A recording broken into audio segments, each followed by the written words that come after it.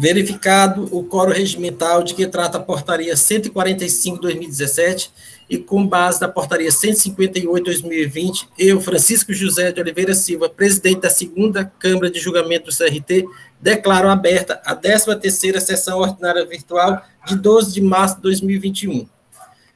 Eu gostaria de indagar aos senhores conselheiros se fizeram análise da ata da sessão anterior e se tem alguma sugestão de mudança. Não havendo, está aprovada a ata da sessão anterior. Gostaria de perguntar também se analisaram as resoluções já colocadas à disposição para assinatura. Não havendo nenhuma observação, estão aprovadas as resoluções. Passando para a ordem do dia, inicialmente, por solicitação do conselheiro Wander Araújo, de Magalhães Uchoa, ele pediu para fazer a inversão da pauta, tendo em vista ele ter uma audiência a mais tarde, às 10h30, para que ele possa participar da sessão, e ele é relator deste processo. Eu gostaria de agradecer ao doutor Biratã e doutor Vitor Cúvulo pela compreensão do pedido do conselheiro, né? E vamos começar o processo, a sessão por este processo. Processo de recurso 1.308/2018, aí 2017-19-921. Recorrente, Companhia Brasileira de Distribuição, recorrido Seju. Relator, doutor Wander Araújo de Magalhães Uchoa. Há um pedido de vista do conselheiro doutor Leilson Oliveira Cunha. Informo que todas as preliminares de nulidade já foram votadas por ocasião da 38ª sessão ordinária virtual de 16 de dezembro de 2020. Com a palavra, doutor Wander. Presidente, antes do doutor Wander começar, só uma pergunta. A decadência também já foi analisada? Também. Obrigado. Cortou, eu não ouvi a pergunta. Se a decadência foi votada também. Tá certo. Perfeito. Bom dia, senhor presidente, bom dia, senhores conselheiros, bom dia, doutora Silvana, bom dia, doutor Biratã, bom dia, doutor Vitor, que nos acompanha. Inicialmente, eu gostaria de agradecer a deferência por terem atendido meu pleito e passo, então, ao relatório do processo. Vou relatá-lo novamente, até em atenção à presença da doutora Lourdes, que não participou da primeira sessão de julgamento. O presente processo ele diz respeito à falta de recolhimento de ICMS referente às notas fiscais não seladas nos sistemas corporativos da Cefaz. No relato, o agente informou da falta de recolhimento do imposto, no todo ou em parte, inclusive o devido por substituição tributária, na forma e nos prazos regulamentares.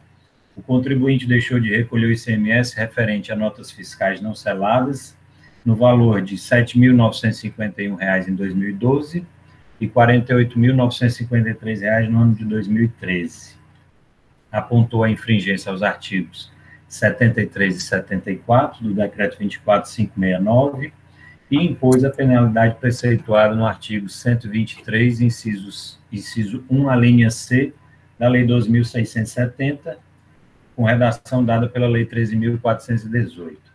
O auto de infração, então, ele ficou com um ICMS de R$ 56.544 e multa de igual valor. Segundo as informações complementares, em cumprimento ao mandado de ação fiscal, foi realizada a auditoria fiscal plena referente ao período do ano de 2012 e de 2013, junto ao contribuinte Companhia Brasileira de Distribuição. Tal empresa está cadastrada no regime normal de recolhimento e enquadrada no CNAE de Comércio Varejista de Mercadorias em geral. Tais mercadorias se sujeitam ao regime de substituição tributária, ao regime normal de recolhimento e ainda submetidas às regras do Decreto 29.560, que dispõe sobre o regime de substituição tributária por carga líquida. Ao fiscalizar a empresa e analisar as notas fiscais de entrada, O agente do fisco verificou a existência de notas fiscais sem o devido registro nos sistemas corporativos Cometa e Citran, sem a posição do selo físico ou virtual de trânsito, conforme relação anexa. O agente do fisco ressalta que tais notas tratam de operações de venda, transferência, remessa em bonificação, remessa em comodato e simples remessa, com itens de mercadorias para revenda e itens para o ativo imobilizado e consumo. Dessa forma, o cálculo do ICMS realizado pelo auditor teve como critério a natureza da operação e os itens constantes das notas, resultando em mercadorias não tributadas, com a não incidência do ICMS, mercadorias tributadas com ICMS antecipado, substituição tributária e carga líquida. Aqui consta da planilha falta de recolhimento, ICMS e itens não seladas. A recorrente apresentou tempestiva impugnação ao auto de infração, alegando, primeiro, que não deveria ser atribuído responsabilidade solidária aos administradores, seguindo, da alegação de decadência com relação ao período de janeiro a outubro de 2012, acrescenta o pedido de caráter, que a multa tem caráter confiscatório, e fecha os seus pedidos alegando que a simples falta de selo não traduziria a ausência de recolhimento de imposto, mas sim uma desobrigação acessória. O julgador de primeira instância decidiu pela procedência da acusação fiscal. Discordando da decisão de primeira instância, a empresa apresentou tempestivo recurso ordinário, alegando as mesmas razões constantes da impugnação, e pugnando pela improcedência da autuação, acrescentando apenas um pedido alternativo de anulação da decisão de primeira instância administrativa e retorno dos autos ao órgão ACOL para apreciação da alegação quanto à ausência de regra que obriga a aplicação do selo fiscal de trânsito, uma vez que as operações autuadas são de baixo valor econômico. E aí informa o artigo 129 da Lei 12.670. O processo é encaminhado para a célula de assessoria processual tributária, que, por sua vez, em seu parecer, manifesta-se pelo conhecimento do recurso ordinário para negar-lhe provimento a fim de confirmar a decisão de procedência exarada na primeira instância. Esse processo, então, vem à colônia da segunda Câmara para julgamento do recurso na 38ª sessão ordinária virtual, que se realizou em 16 de dezembro de 2020. Oportunidade em que houve a seguinte deliberação. A segunda Câmara, naquela sessão, resolveu: 1. Quanto à alegação de legitimidade dos representantes legais da empresa para figurar no polo passivo da autuação, foi rejeitada por unanimidade dos votos. Com relação à alegação da decadência do lançamento, também afastada por unanimidade dos votos. Quanto à alegação do caráter confiscatório da multa, também a unanimidade dos votos foi afastada. E com referência ao pedido de anulação de decisão da primeira instância, sob a alegação de que não foi analisado o artigo 129 da Lei 2.670, também foi afastado por unanimidade dos votos, uma vez que o fundamento do pedido de anulação não se refere ao objeto da autuação em questão.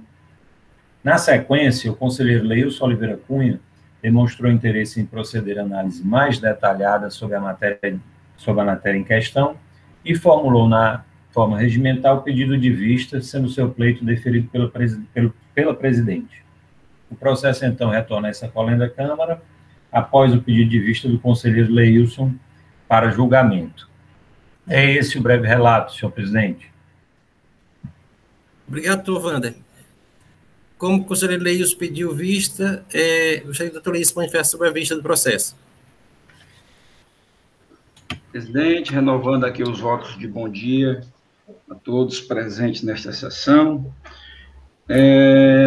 Presidente, eu pedi vistas para analisar melhor aquelas operações que constam na planilha da autuação, em que tem como CFOP operações de simples remessa. E, ao averiguar essas operações,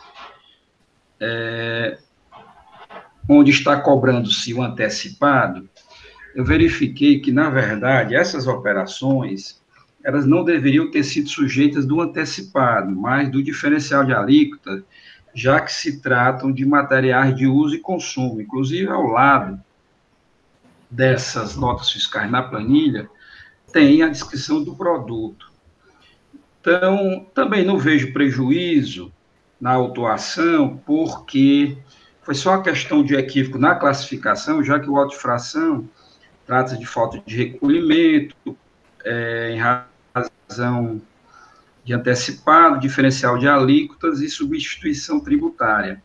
Então, na classificação, a autoridade fiscal classificou como antecipado, mas, na verdade, ela se trata de material de consumo, portanto, é objeto de diferencial de alíquota. Como a carga tributária do antecipado e do diferencial de alíquota é a mesma, já que antecipado não tem agregação nenhuma, é só a diferença de alíquota mesmo, entre a operação interestadual e a operação interna, então não há prejuízo no montante que foi cobrado dessas operações. Então, de 6 mil e poucos reais de imposto dessas operações. Então, foi só a questão da classificação aqui, quando ele foi classificar que estava cobrando, ao botar antecipado, quando, na verdade, era para ter sido diferencial de alíquota.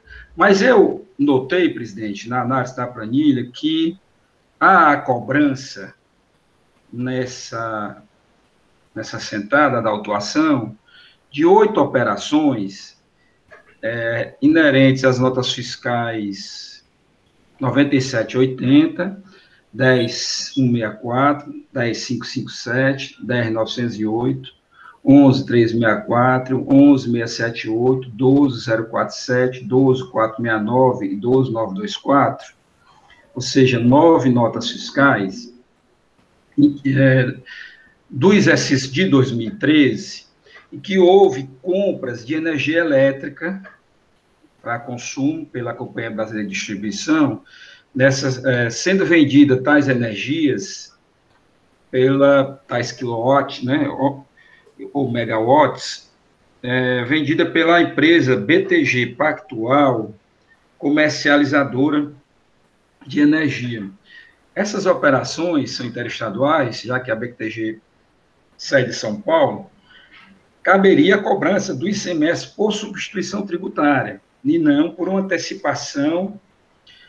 Aliás, no caso, eles cobraram aqui, os agentes do fisco, como diferencial de alíquota, porque trata-se de energia para consumo. Na verdade, cabe aí a tributação por substituição tributária, já que tem uma operação interestadual com venda de energia elétrica.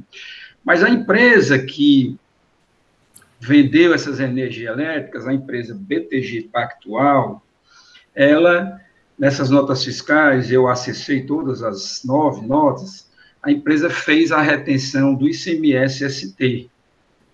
Então, presidente, no meu entendimento, não caberia essa cobrança como diferencial de alíquota, porque não se trata de diferencial de alíquota, mas substituição tributária, e foi feita a retenção pela empresa vendedora. Essas operações, elas orçam em R$ 20.590,41, que foi cobrado a título de ICMS, e R$ 20.590,41 a título de multa. Então, presidente, eu já me manifesto no sentido de que tais cobrança referente a essas operações com energia elétrica devam ser deduzidas do valor do auto de infração.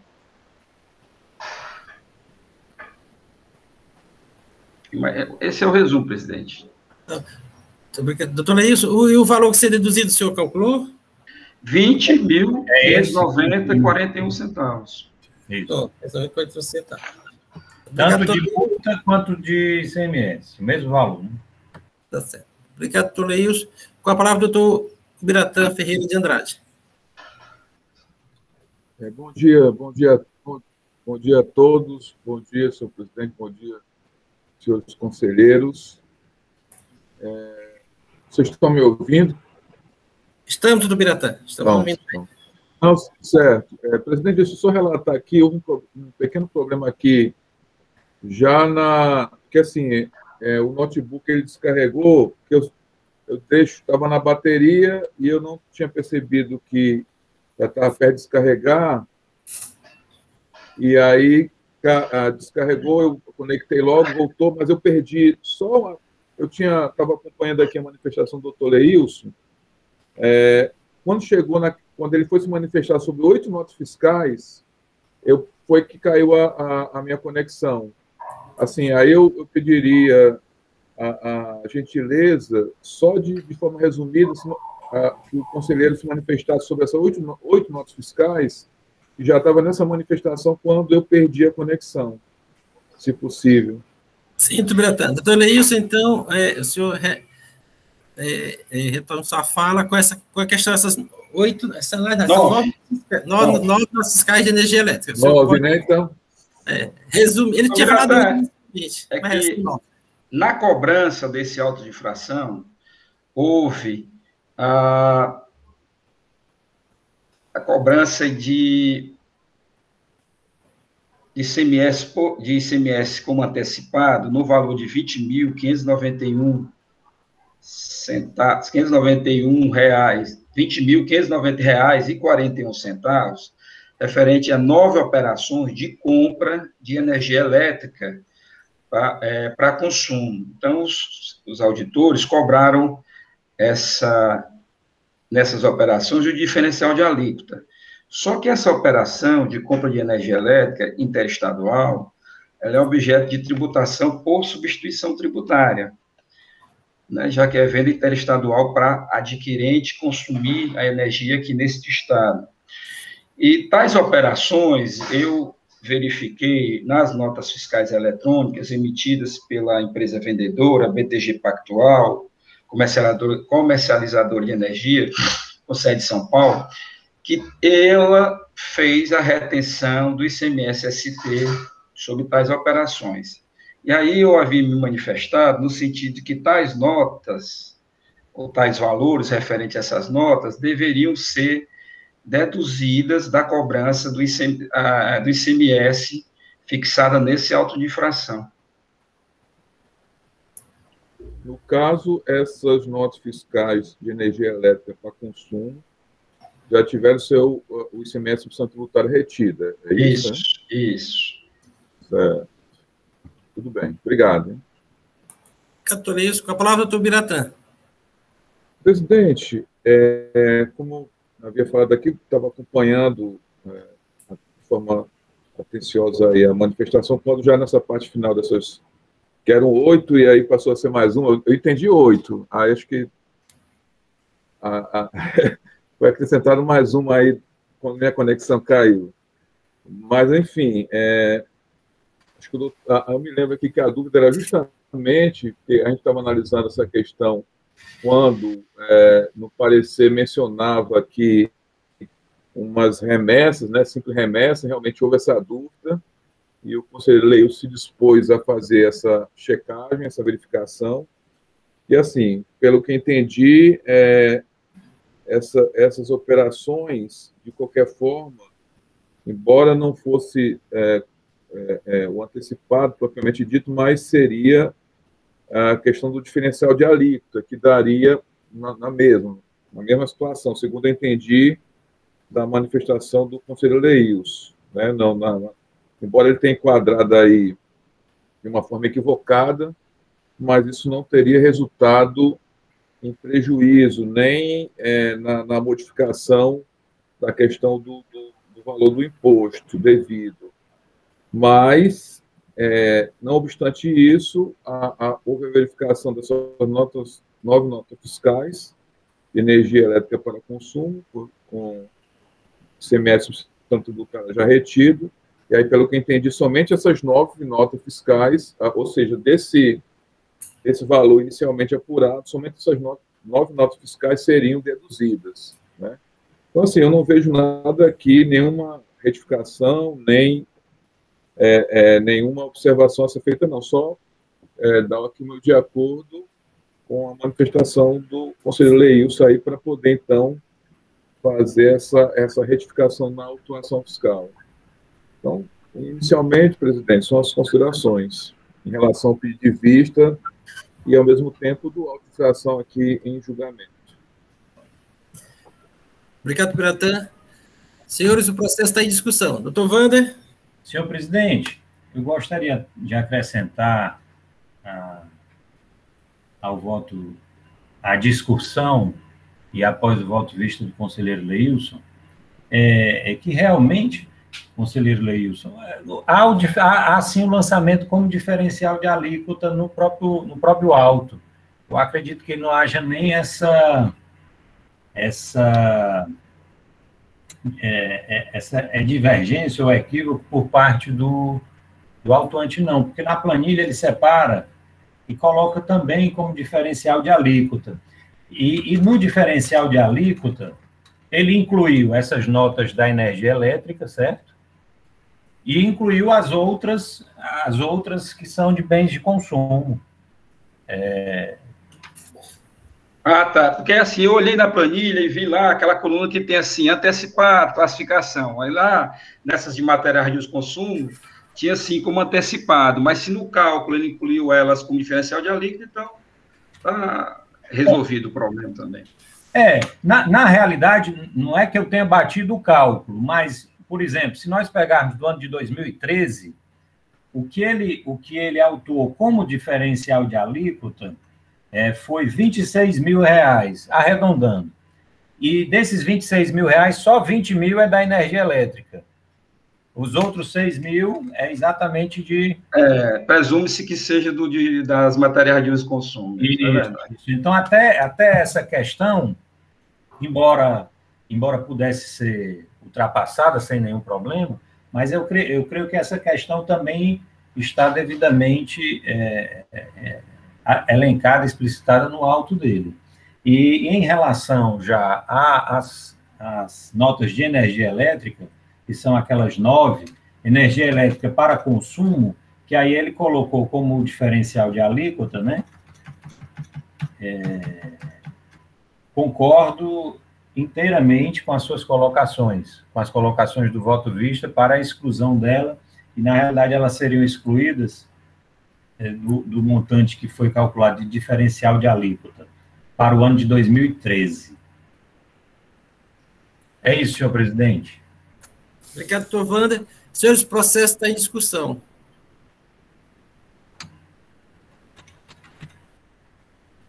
Todos estão aptos a votar já?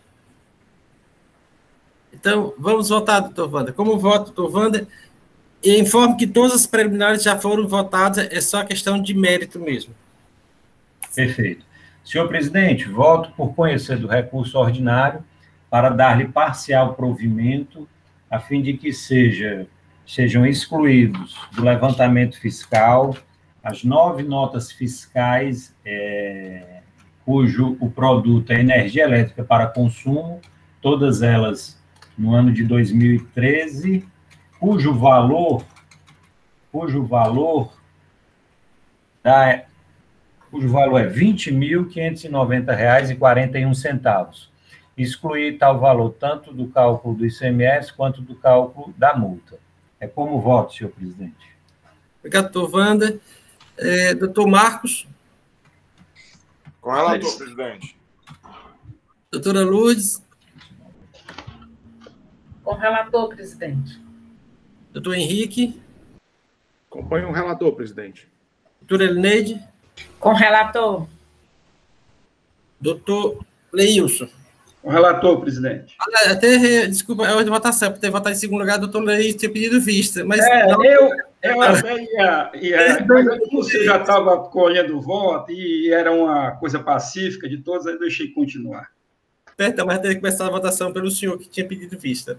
Então, a segunda Câmara de julgamento, por votação unânime, após afastar as preliminares nulidades na 38ª sessão ordinária de 2016, no mérito, vota pela parcial procedência da acusação, excluindo-se do lançamento as notas fiscais relativas à energia elétrica adquirida em operações interestaduais, por estar sujeita à substituição tributária e não antecipada.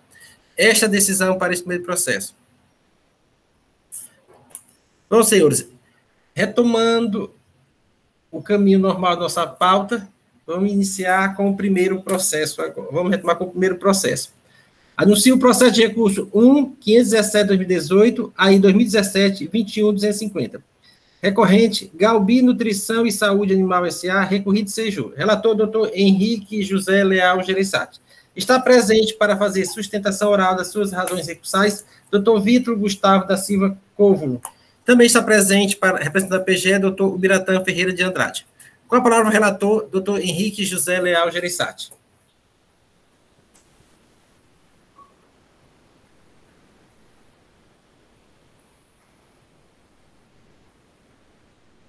Doutor Henrique, sem áudio.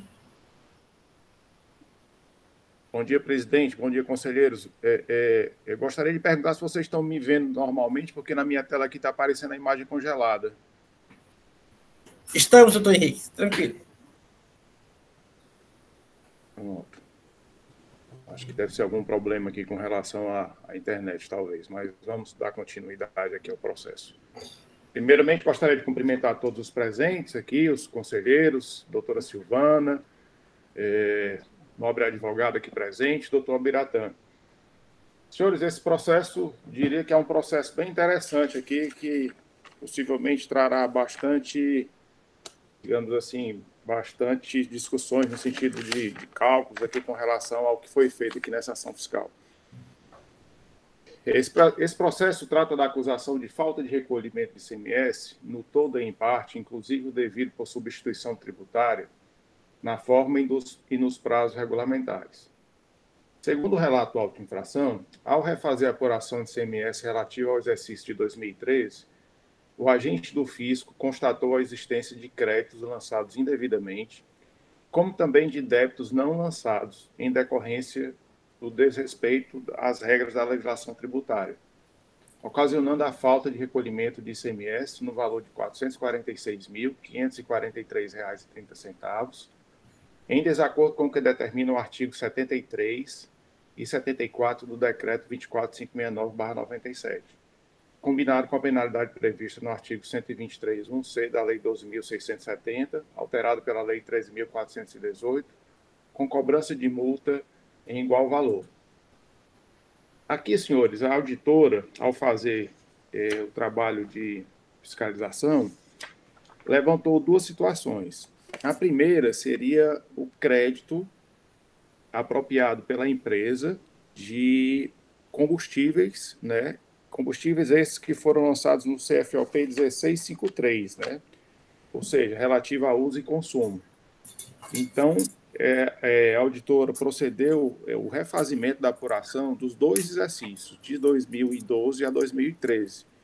Essa empresa tinha saldo credor continuado e, ao fazer essa nova apuração, excluindo esses créditos e as outras operações que eu vou falar em seguida, ela chegou a essa falta de recolhimento que só, digamos assim, foi ocasionada no exercício de 2013. No 2012, ao refazer essa conta, o crédito foi reduzindo, e ao chegar no mês de fevereiro de 2013, começaram a aparecer os saldos devedores.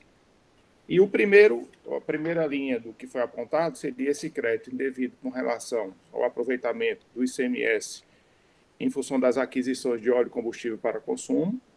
E o segundo é com relação às notas fiscais que foram emitidas com redução de base de cálculo. Essa empresa ela é uma fábrica e comércio de ração, né? Embora ela esteja cadastrada como fábrica, ela tinha algumas atividades industriais, mas eu vi pelo CFOP que a maioria das operações seriam mais comerciais. E as rações, como os senhores bem conhecem, as operações internas são isentas, né? E as operações intraestaduais, ela tem uma redução de 60% por força do convênio 100/97. E a nossa legislação, ela respaldou esse convênio, né? E essa normatização está nos artigos 51 e 54 do nosso regulamento, que diz o seguinte: fica reduzida em 60% a base de cálculo de ICMS na operação interestadual realizada com produtos relacionados nos incisos 73 a 82 do artigo 6º do nosso regulamento. E aqui estariam inseridos as operações com ração animais, com ração para animais, concentrados, suplementos fabricados por indústria de ração animal devidamente registrado no Ministério da Agricultura. Só que existe um condicionante para utilizar essa redução, né, que é exatamente o que está disposto no artigo 54, que diz o seguinte: para a fruição do benefício de que trata os artigos 51 e 52, fica o estabelecimento vendedor obrigado a deduzir do preço da mercadoria o valor correspondente ao imposto dispensado, demonstrando expressamente na nota fiscal a respectiva dedução. A auditora, ao efetuar essa conta, né, entendeu que essa demonstração não estava 100% correta, que o que foi demonstrado nas notas fiscais, na realidade, tinha sido um desconto somente sobre as mercadorias. E por se tratar de operações com frete pago, né, pela própria remetente, operações CIF, né, que a empresa contratava um terceiro, mas colocava esse valor no preço da mercadoria, nas notas fiscais, ela entendeu que a empresa calculou, incluindo o frete, né, mas na hora de demonstrar esse desconto na nota fiscal, só demonstrou o desconto em cima das mercadorias. E, basicamente, toda a nossa discussão vai girar em torno desse caso aqui, para entendermos melhor isso. Eu vou dar continuidade aqui no relato, para dar oportunidade até para a defesa explicar um pouco melhor essa situação, e depois a gente pode debater um pouco mais isso. Então, em sua impugnação, a defesa afirma que os créditos apropriados são legítimos, pois teriam origem na aquisição de óleo combustível utilizado em suas caldeiras, para a produção de energia. Nesse caso, vapor, essencial para a sua atividade industrial, que seria a fabricação de ração para alimentação animal. Quanto ao desconto informado nos documentos fiscais, em atendimento ao disposto do convênio 100/97, o descrito no artigo 54 do regulamento do ICMS, entende a impugnante que procedeu corretamente ao demonstrar o desconto calculado somente sobre o valor das mercadorias, excluindo o valor do frete, e que tais informações estariam inseridas no campo de informações complementares das notas fiscais. Afirma ainda que, caso se dê razão ao entendimento dado pela fiscalização, o simples fato do contribuinte ter descrito um desconto como eventualmente menor não traria consequências quanto à apuração, não trazendo nenhum prejuízo ao erário, o que não justificaria a glosa de todas as operações efetivadas com redução de base de cálculo. Só para deixar claro, senhores, o que a auditora fez foi pegar todas essas operações durante o exercício 2012 e 2013 e glosar essa redução de base de cálculo, cobrando a carga integral dessas operações.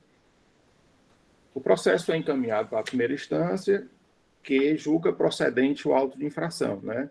Inclusive demonstrando esse cálculo com relação a esse crédito, pegou um exemplo de uma nota fiscal e fez essa demonstração que o cálculo realmente não estaria indevido, né? E com relação aos créditos, entende ela que a empresa não trouxe nenhuma informação mais robusta em relação ao aproveitamento desses créditos no seu processo industrial e classificou também como material de uso e consumo em sua escrita fiscal. Por isso, o auto foi julgado procedente. A empresa interpõe recurso tempestivo, né, onde ratifica e reforça os pedidos suscitados na instância singular. Eu até passei aqui por cima, ela também questiona o caráter confiscatório da multa, né, aplicada em afronta aos princípios da razoabilidade e proporcionalidade, e em seu recurso ela ratifica e reforça todos esses argumentos, né. A assessoria processual tributária emite um parecer bem completo, né, afastando o caráter confiscatório da multa, né, mas entendendo que o crédito realmente é indevido, o crédito que foi lançado como material de uso e consumo pela própria empresa, entendendo que seria isso indevido, mas que o fato de o desconto ter sido calculado um pouco a menor não traria prejuízo ao Estado.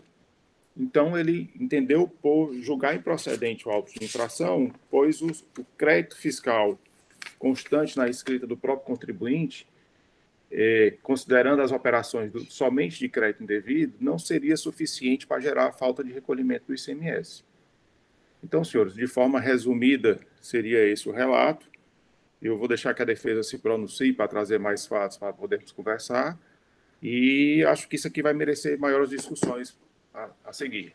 Fico no aguardo dos senhores. Obrigado, doutor Henrique. Passo a palavra para o doutor Biratan Ferreira de Andrade, procurador do Estado. Eu vou dar aqui meu cumprimento a todos, senhor presidente, senhores conselheiros, advogado aqui presente, a Silvana. De fato, aqui a gente vai ter que se ater a muitos detalhes, assim.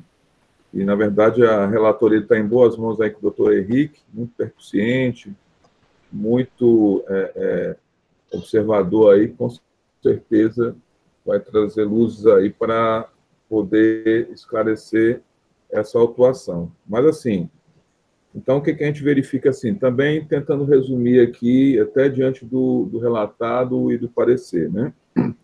Como bem classificou aí o digno relator, aí teríamos duas situações aí, uma do crédito apropriado CFOP 1653, relativo ao uso e consumo, no caso dos combustíveis, que ele glosou, e a segunda situação que aí vai gerar realmente assim, uma maior discussão, uma maior análise, seriam essas notas fiscais emitidas com redução de barra de cálculo de 60% nas operações interestaduais, salvo engano, para rações animais, né? Ração para animais.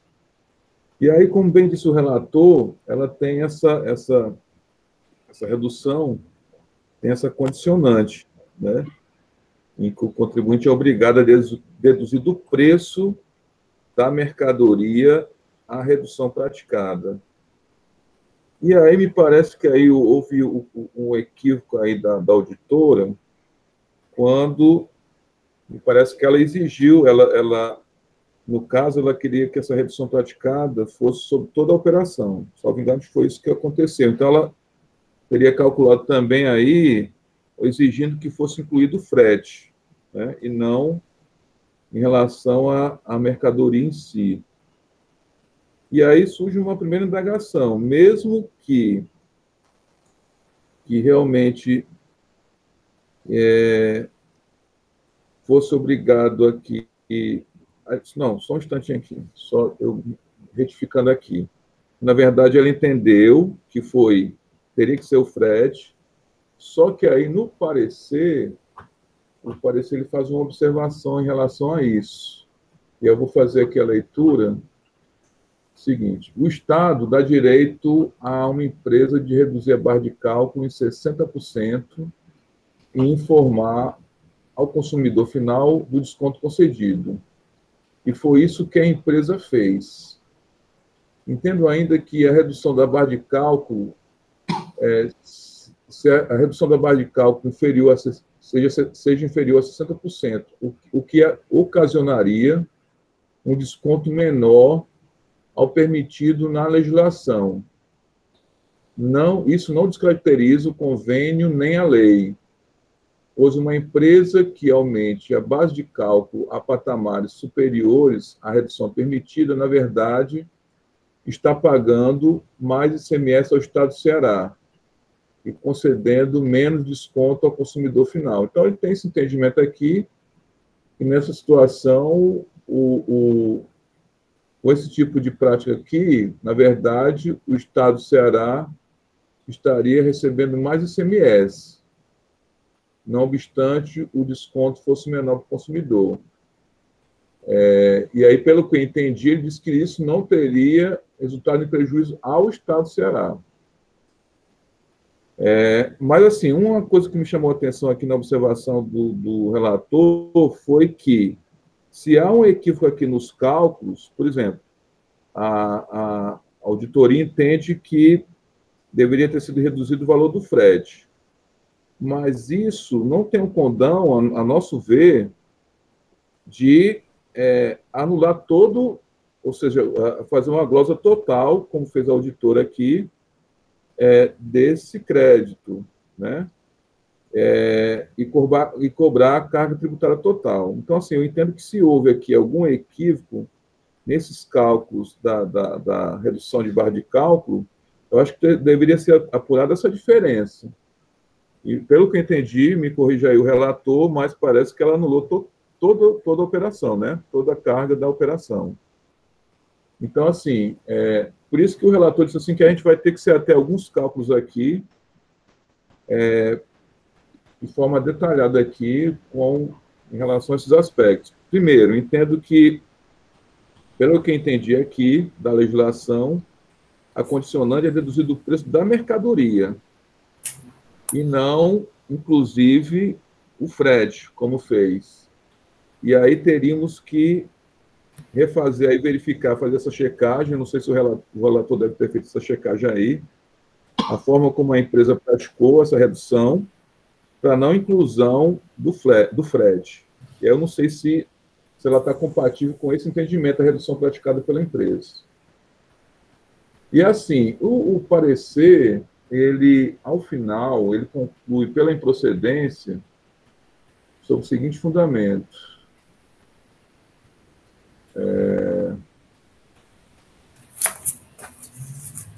Existe uma pequena diferença entre o valor da nota que deveria ser e o valor lançado. Não, isso aqui ainda é em relação à questão da barra de cálculo. Dizendo o seguinte, existe uma pequena diferença entre o valor da nota que deveria ser e o valor lançado na nota fiscal, mas não justifica a desconstituição dos descontos concedidos, pois foram feitos em relação à mercadoria e de acordo com a legislação. Pronto, em relação àquilo que eu já tinha me manifestado. Quanto ao crédito de energia, a empresa apresenta um argumento de que foi utilizado nas caldeiras como insumo na produção da energia. Entendemos que se trata de material de uso e consumo. No entanto, mesmo levando em conta o crédito indevido do material de uso e consumo, a empresa possui saldo credor. Ou seja, ainda que eu considere esse primeiro aspecto aí desse crédito apropriado do CFOP 1653 de uso e consumo de combustível, ainda assim, isso aí não resultaria em falta de recolhimento, tá? Porque isso aí não seria suficiente, já que o auto, veja bem, o auto é de falta de recolhimento, tá? É falta de recolhimento, não é de crédito indevido. Porque, assim, quando é crédito indevido, ainda que na conta gráfica do contribuinte resulte um saldo credor, a autuação prevalece, porque há o crédito indevido que pode ser apropriado lá mais adiante, ser aproveitado mais adiante. Aqui não, a acusação aqui é falta de recolhimento. Então, assim, essa falta de recolhimento deveria ser apurada dentro do exercício que foi objeto da autuação. Então, se naquele período houve saldo credor, então realmente não teria-se como prevalecer essa falta de recolhimento. Então, assim, são essas considerações gerais, eu acho que a gente tem que analisar aí com bastante calma aí. A gente vai ouvir ainda a manifestação da parte, mas desde já também me coloco à disposição para poder aí fazer alguma observação ou aquilo que a gente puder ajudar na nossa manifestação. Mas, assim, no primeiro momento, eu estou aqui concordando com os termos do parecer, que foi elaborado nos autos, com a conclusão de que, por esses cálculos iniciais, né, agora, como disse bem o relator, a gente vai ter que realmente fazer esses cálculos bem direitinho, mas nesse primeiro momento, me parece, sim, que isso resultaria numa improcedência do auto de infração. Então, são as considerações iniciais, senhor presidente e senhores conselheiros. Obrigado, Tubiratã. Seguindo a trilha processual, passa a palavra para o doutor Vitor Covolo, representante da autuada. Bom dia, senhores, mais uma vez, senhoras aqui presentes nessa sala. Antes de mais nada, convém falar para vocês aqui, para todos, a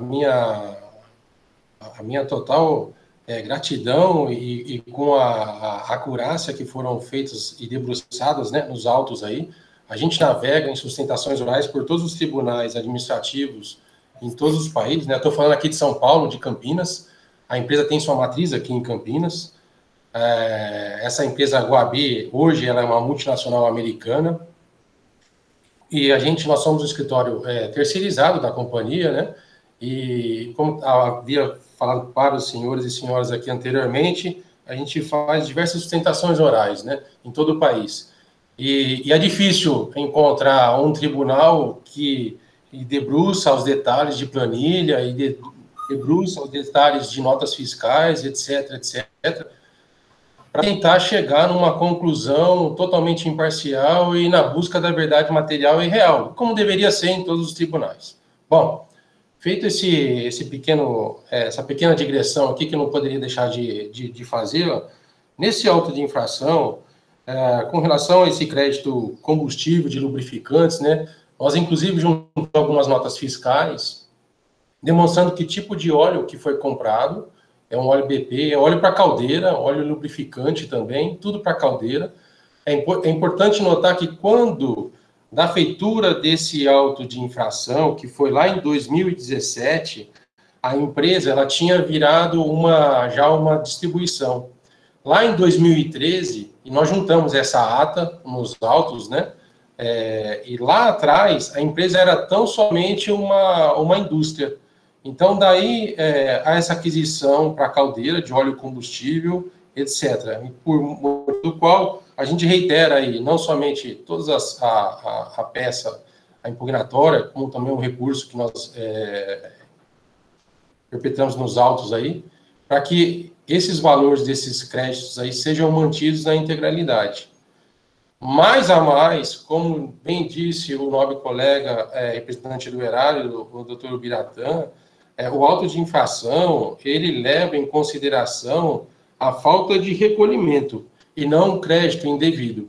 Ora, se pela reconstrução de todo o auto de infração leva-se em consideração, reconstrução de toda a escrita fiscal, chega-se à conclusão que, de fato, não há uma falta de recolhimento, o auto de infração, por esse caminho, seria natimorto.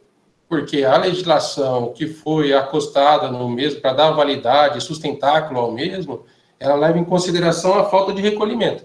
E falta de recolhimento, de fato, não teve.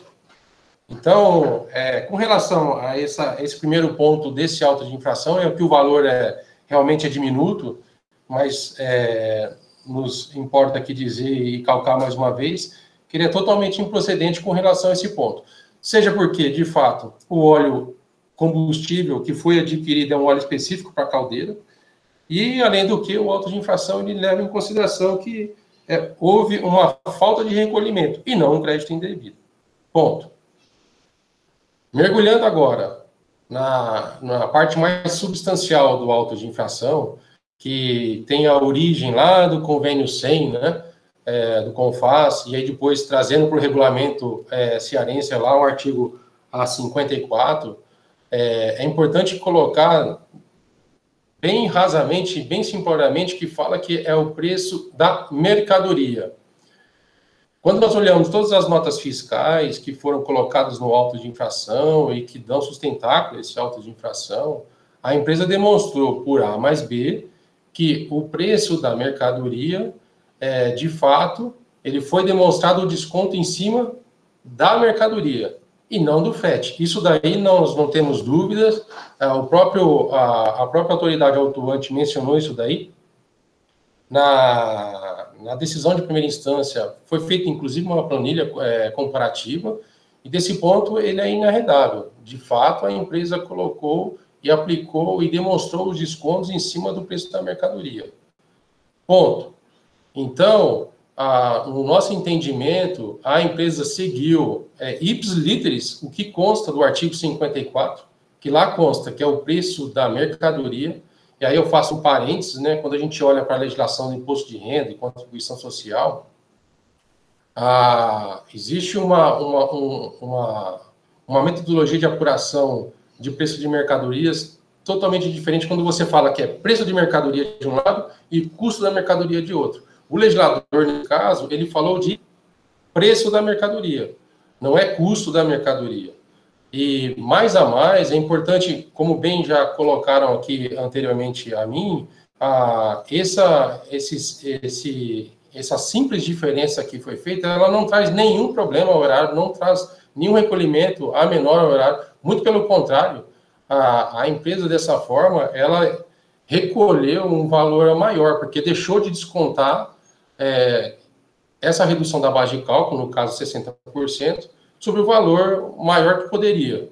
Então, no nosso entendimento, o auto de infração, nesse caso, também seria nulo, por conta de que não somente a empresa ela levou em consideração ipsiliteris, a literalidade da legislação, descontando e falando, mencionando o preço da mercadoria, conforme consta no convênio 100, conforme consta no artigo 54 do regulamento cearense, e, além do que, essa operação, mesmo que assim não fosse, ela não traz nenhum prejuízo ao erário. De forma que, então, toda a operação, do jeito que foi feito pela autuação, pela autoridade autuadora, que ela jogou ao chão todo o desconto da operação e cobrou o ICMS como se não tivesse nenhum tipo de desconto, por conta de um simples, se assim essa Câmara aceitar, um equívoco da companhia, que não colocou o desconto sobre o preço da mercadoria, mas sim que deveria ter colocado o preço da mercadoria mais o frete da mercadoria. E não é isso que mostra a legislação.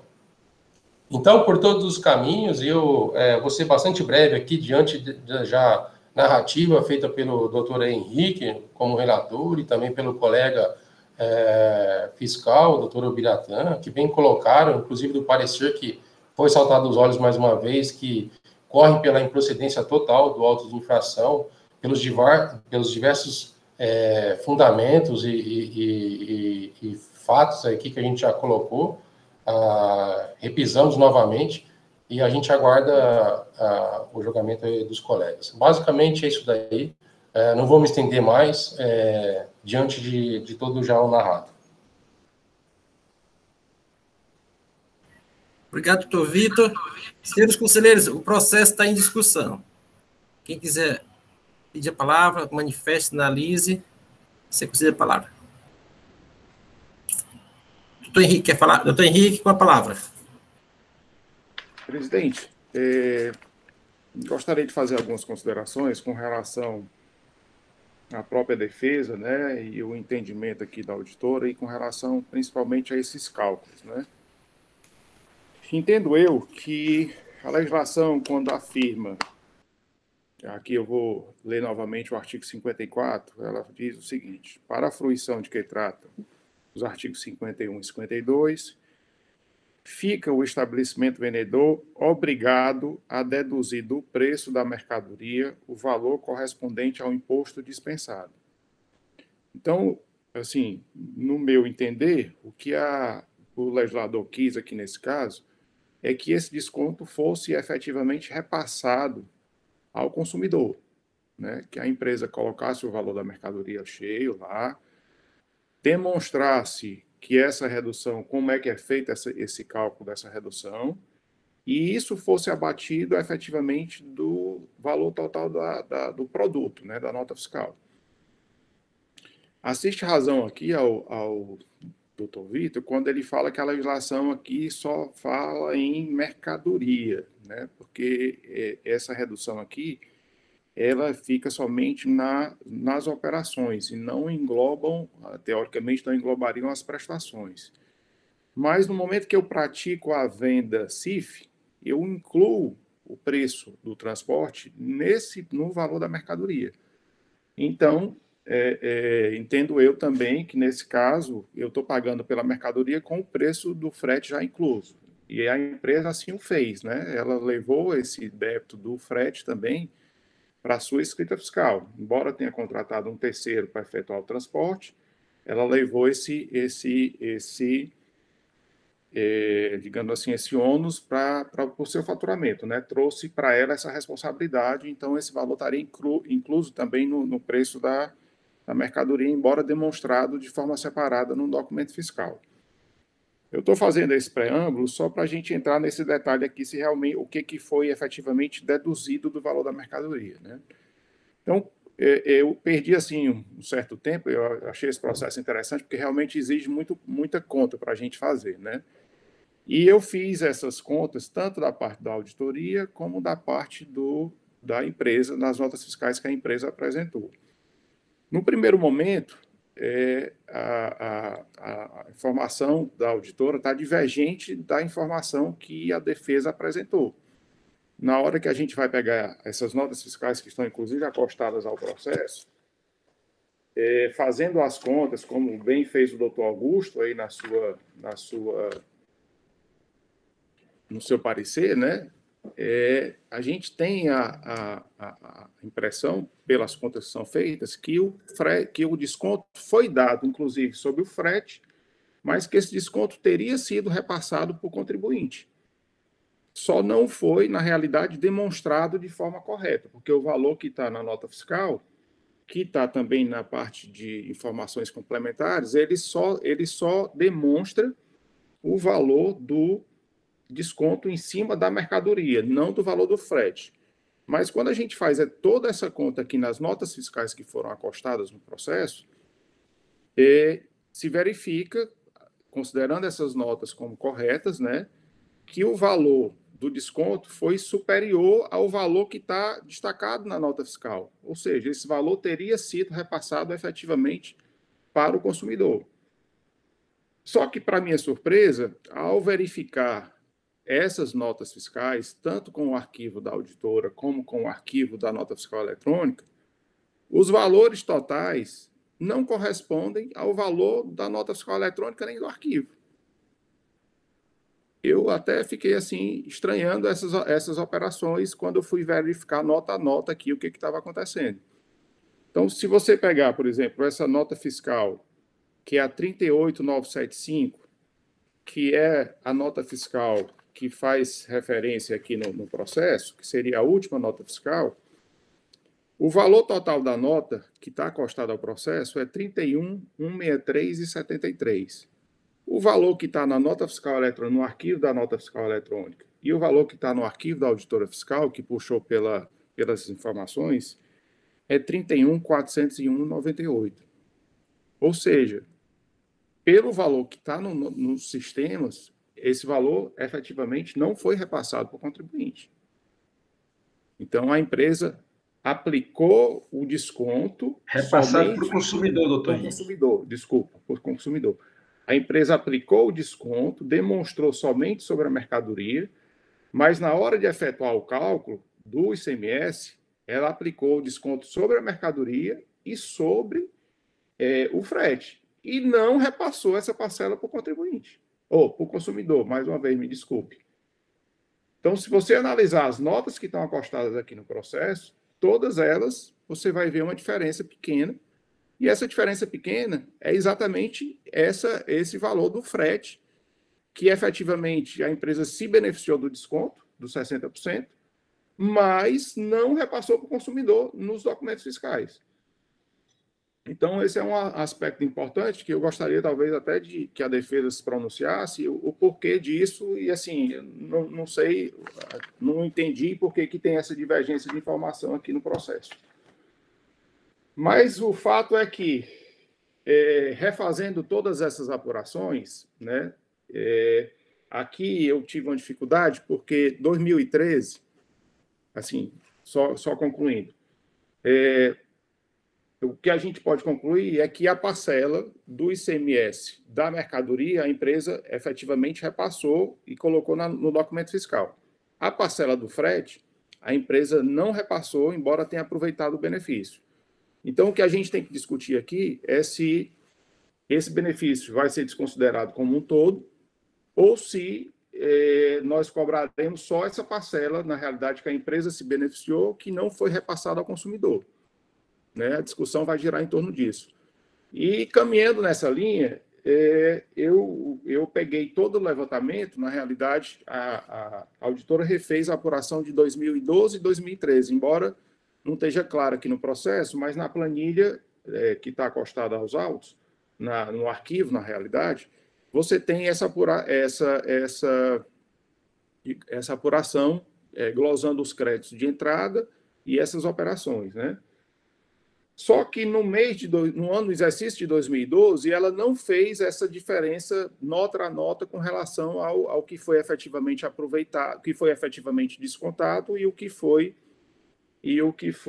aproveitado pela empresa a título de desconto, né? 2013 ela fez essa planilha mês a mês com todas essas 2013 ela fez mês a mês e glosando todos esses créditos, né? E nessa planilha, se a gente considerar somente o valor dessa diferença do frete, aqui eu vou passar para vocês.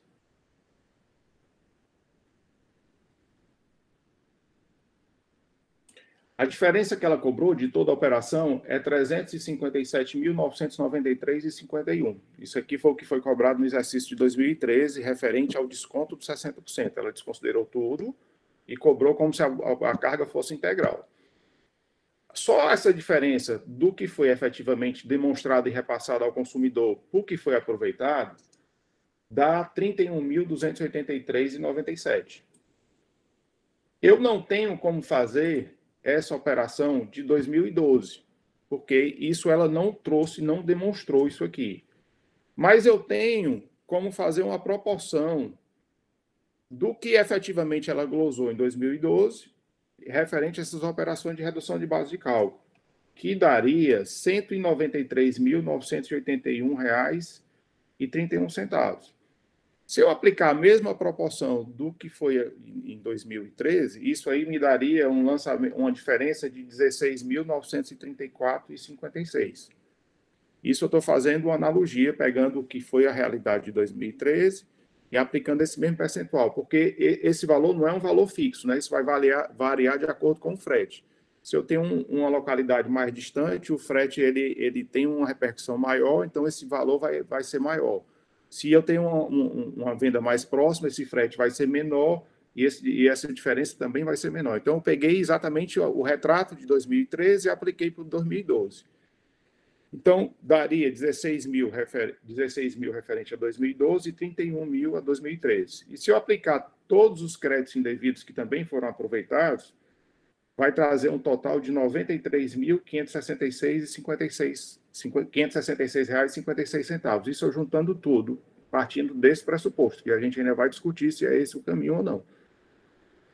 Então, nessa linha, a apuração da empresa de 2012 e 2013 terminou com um saldo credor de R$ 108 mil, que foi feito. Se eu abater esses 93, ainda assim não geraria falta de recolhimento. Geraria realmente crédito indevido, mas não falta de recolhimento como foi lançado.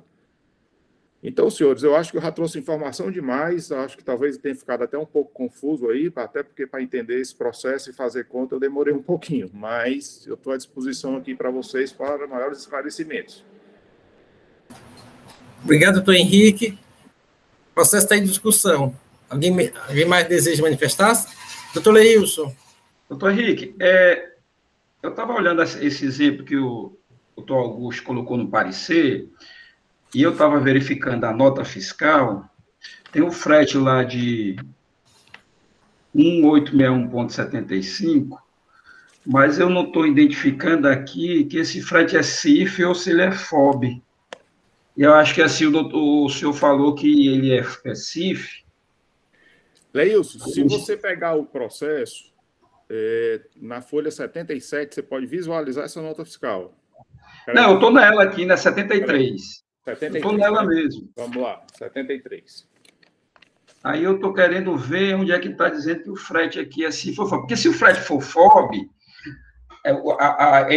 lá em cima, você tem dois cantos que você tem essa informação. Lá em cima, no número da nota fiscal, você tem lá CIF. E no campo lá do frete, você tem lá frete por conta do emitente. Né? Bom, deixa eu... É porque... Bom, lá eu estou na nota 31.409, é isso? 31.409, 73. Eu estou com o processo aqui em mão. Deixa eu ver se eu consigo localizar aí o que tu está vendo. Que eu estou com ela aqui fisicamente. Não, eu tô com ela aqui, mas ela não, assim, eu não estou vendo, deixa eu ver, frete por conta do emitente, está aqui, certo? Frete por conta do emitente. Não, já vi. Pronto, e lá em cima tem CIF, tá certo? E quando a gente faz a conta, o que ele fez? Ele pegou o valor. Somou com o frete, deduziu. Somou com o valor dos produtos, deduziu 60% e jogou na base de cálculo. Só que o que me causa estranheza, Leilson, se você ver o total dessa nota, é 23.321,13. Você está vendo? Estou. Só que o valor que está na nota fiscal eletrônica é 23.455,20 na NFE, no arquivo NFE e no arquivo do auditor. Ficou diferente, realmente. Então, eu estou aqui só com a nota, realmente. Quando tá eu diferente. faço a conta pelo documento acostado no processo, eu entendo que a empresa repassou. Só que quando eu vou ver o documento que está nos arquivos, de fato, no arquivo da nota fiscal eletrônica, a empresa não repassou. Entendi. A parte referente ao frete. A parte referente ao frete. Essa diferença é só a parte referente ao frete. Essa diferença, no caso aqui, é R$ 134,07. Você achou 20... Você deve ter achado 23.455,20, né? Como é? Você deve ter achado aí 23.455,20. Foi o que eu achei aqui. 23.455,20, exatamente, que é o que está no arquivo da nota fiscal eletrônica, é o que está no arquivo da auditoria. Eu fiz esse cálculo aqui, realmente não bate com o valor da nota, não. O valor da nota aqui tem 23.321,13. Porque, para os colegas que não estão acompanhando, assim, olhando a nota, essa nota na página 73, o valor total dos tributos é 23.268,80. Aí, ao somar os 23.268,80 mais o valor do frete, que foi 1.861,75, aí você vai encontrar um valor de 25.130,55, menos o valor da redução da base de cálculo, né, do ICMS, em função da redução da base de cálculo, que ele coloca aqui como desconto, que é deixa eu ver aqui. 60%, né? Desconto. Isso, 1.675,35, mais, deixa eu ver agora aqui, 23.268,80, mais 1.861,75, dá os 23.455,20, e o valor da total da nota está aqui, 23.321,13, que dá a indicar, dá uma indicação que o doutor Henrique tem razão, no sentido de que o frete, o desconto do ICMS, que incidido sobre a prestação do valor do frete, né, prestação do frete, transporte, ele não foi, nem foi deduzido, né? Então, o contribuinte não recolheu em cima deste valor e nem tampouco foi repassado isso para o consumidor. Então, haveria essa diferença na questão do frete. Na realidade, Leio, só fazendo uma correção, ele foi deduzido para efeito de pagamento de ICMS. Ele pegou o frete, reduziu 60% e pagou o ICMS a menor, mas não repassou para o consumidor. É porque ele somou o valor total dos tributos, mas o frete e multiplicou por 60 de redução, não é isso? Isso. Tá. Tudo bem. Senhores, continue a discussão, processo.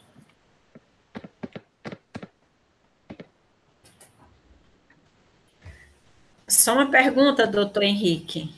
Pois não. Quer dizer que o cálculo do agente do fisco foi desconsiderando tudo, né? Tudo, ela desconsiderou tudo.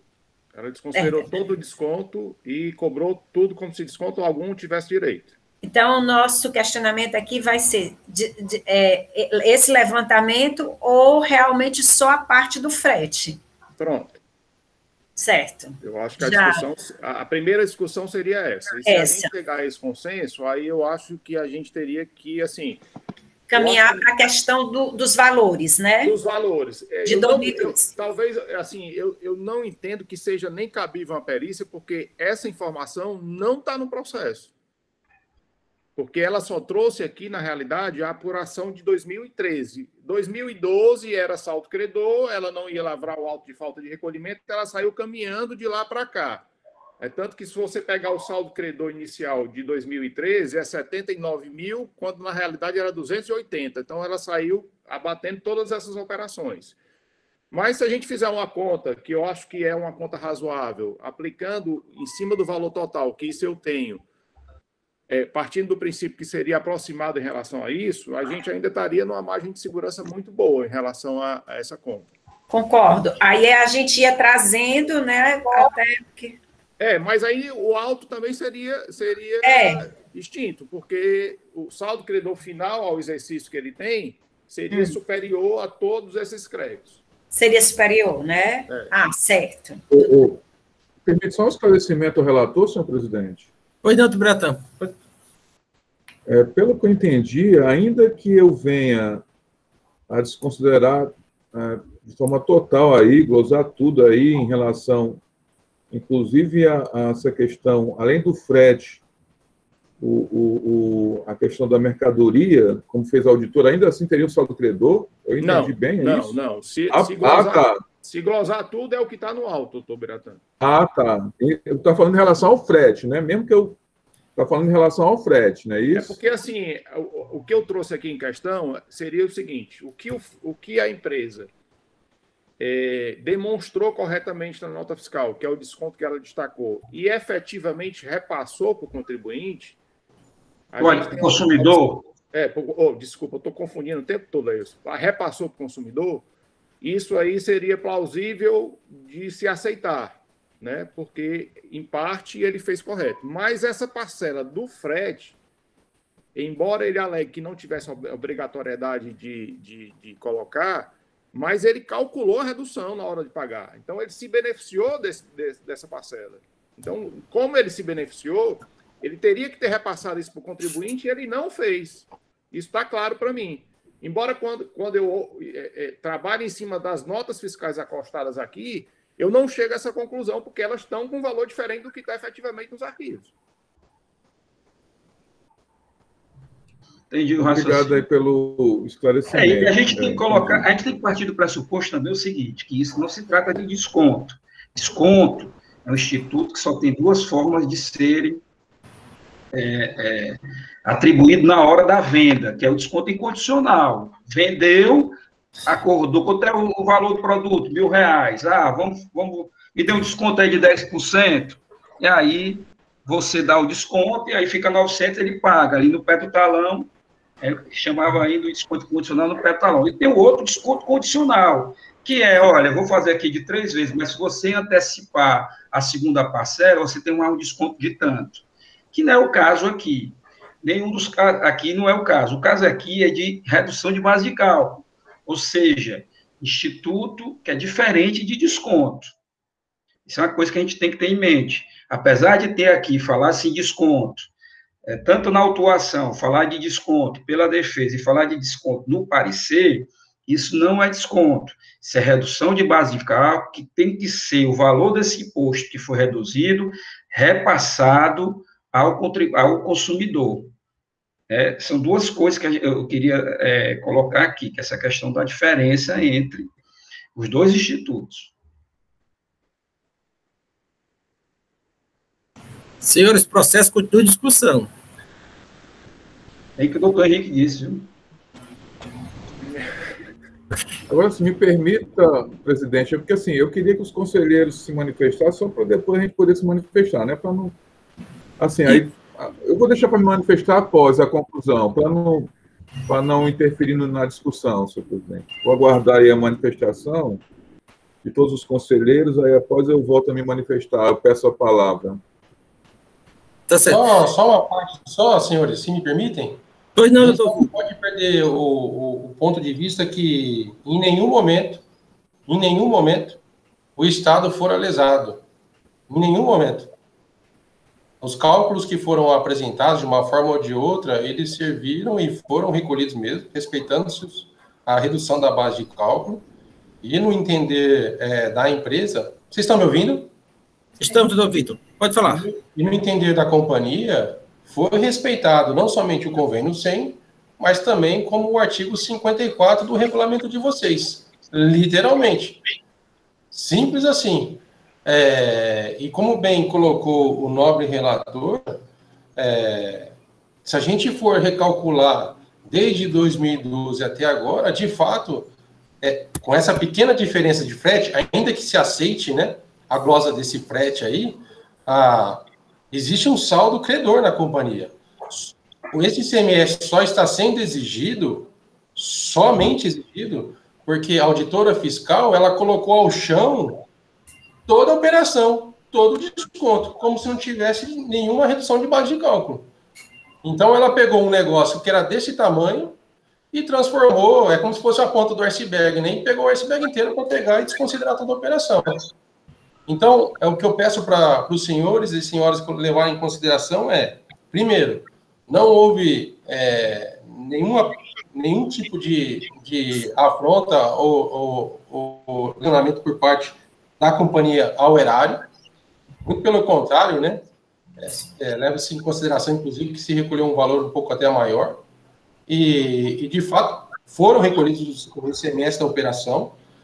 E se a gente, mais uma vez, levar em consideração só essa pequena diferença, há crédito na operação total, desde 2012 até 2013. Então, de forma que, minimamente, a penalidade não existiria. E, enfim, porque não teve, como o auto de infração colocou, falta de recolhimento, né, do auto de infração, e que não houve falta de recolhimento nesse caso. Então, eu não vou investir mais o tempo aí e perder o tempo dos senhores aí, que eu acho que a questão está bem colocada já, inclusive pelo nobre relator, e que, como bem colocou o doutor Biratã também, a gente espera realmente que o auto de infração ele seja totalmente anulado, porque, de fato, não teve nenhum tipo de lesão ao fisco, né? Em última instância, foi isso que aconteceu. E a empresa, por outro lado, seguiu literalmente o que consta do artigo 54 do regulamento de vocês. Do Estado. Eu gostaria só de colocar outra coisa, principalmente ao relator. Doutor Leís, com a palavra. Efetivamente, pelo que eu estou analisando desse auto de infração, eu acho que a auditora fiscal partiu do pressuposto de que o frete era FOB. Para fazer esses cálculos dela e verificar que não houve a redução da base de cálculo dada pelo contribuinte, só tem uma explicação, se ela não considerar ele como sendo CIF, considerar como sendo FOB.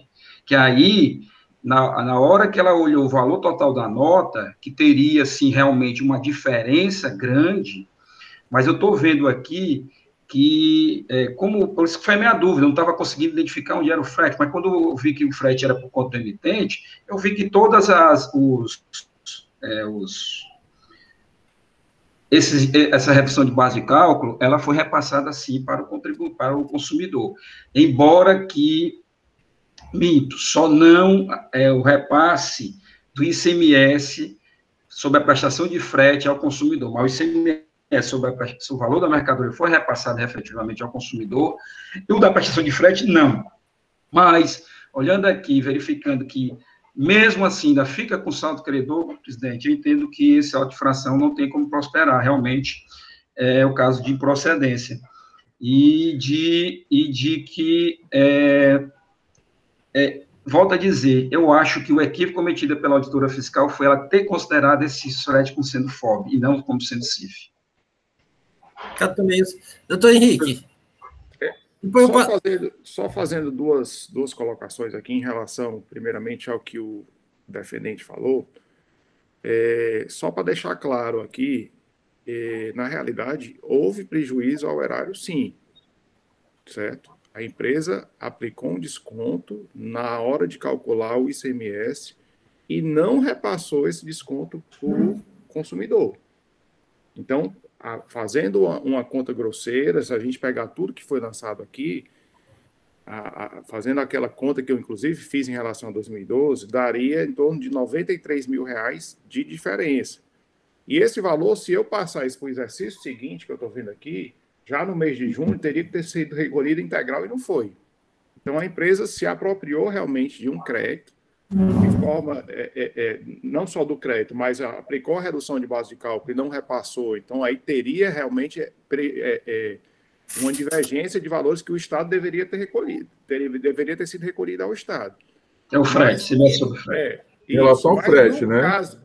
Mas no caso em questão, como está constituído o auto de infração, realmente eu não tenho como atribuir que nesse exercício ia gerar uma falta de recolhimento. Que termina com saldo credor.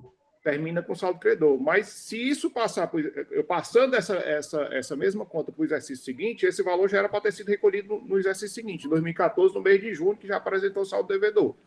Então é só para deixar isso claro. E, doutor Leilson, na realidade, a doutora Glaucia, quando fez essa conta, ela viu que o frete era por conta do emitente, né? Então, ela fez a conta correta e ela detectou essa diferença. Que quando a gente olha as notas aqui que foram apresentadas pela defesa, a gente não enxerga isso bem porque os valores estão divergentes. Mas, inclusive, ela traz uma nota fiscal, ela coloca no processo, nos arquivos, ela espelha a nota fiscal, faz a conta e mostra que, na realidade, a empresa se apropriou de um desconto e esse desconto não foi repassado. Só que eu acho que ela exagerou um pouco no momento que ela simplesmente desconsiderou tudo. O que foi repassado, ela não considerou. Ela desconsiderou todo o desconto e cobrou tudo de uma vez, como se fosse falta de recolhimento. Aí eu acho que houve assim, ela pecou um pouquinho em relação a isso. Mas se ela tivesse... Mas veja bem, ela não tem... Olha, se ela não faz isso, ela não teria o que cobrar. Porque o saldo ia terminar em saldo credor. Talvez seria isso. O período fiscalizado é 2012 e 2013, da atuação. Dentro desse período que foi feita a conta gráfica. Se for aproveitado 2014, isso aí só pode ser decretado com a nova ação fiscal para 2014. Ninguém pode julgarmos assim, pode estar julgando extra petita. É só orientando aqui o julgamento e descer até ao limite da ação fiscal, o período da ação fiscal. Se houve ou não aproveitamento do crédito, se houve ou não aproveitamento nesse período, 2012 a 2013. Tranquilo? Presidente? Foi para o doutor Biratã.